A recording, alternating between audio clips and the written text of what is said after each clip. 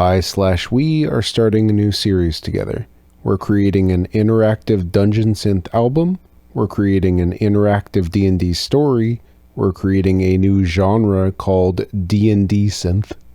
And this doesn't mean creating synth music that is reminiscent of D&D. I mean I am going to play D&D with you and use it to create an album together.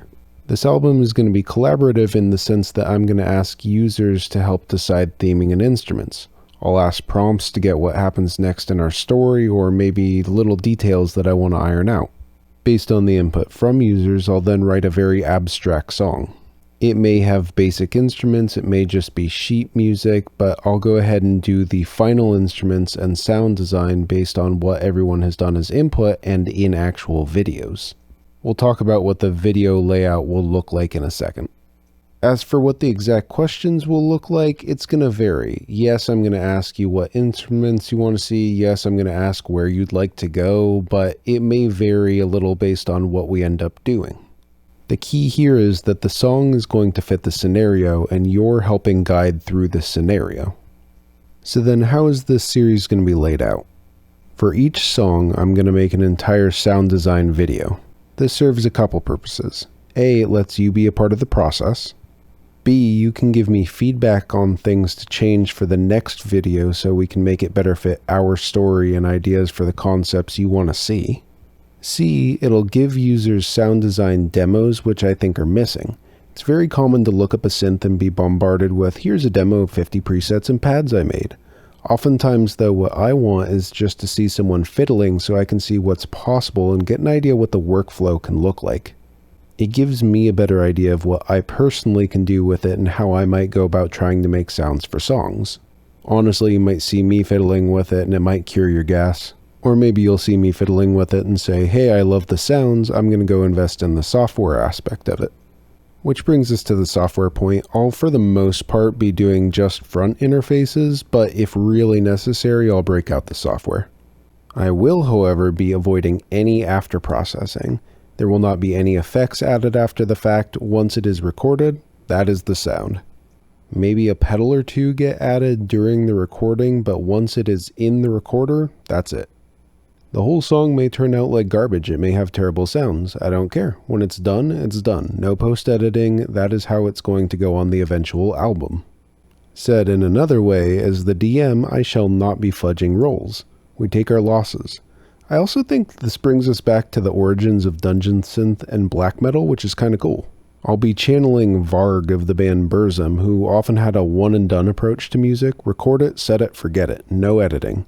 This is the raw motion of wanting to enjoy the making process. Interacting with people is fun this way, and I don't want to overthink it. There's obviously nothing wrong with going about it different ways and doing post-editing, but this is going to be about the journey and just raw creation. Overall, I just thought this would be a fun interactive process. In a way, I wanted to do a mix between a concept album and performance art. So then back to the design layout. For each song, you're going to have the synth design video. This will start with either the basic outline of the song or sheet music in some way showing what we're going to be working on. I'll also put the story as written by me, the DM, in that first portion so you know what's going on in our D&D story.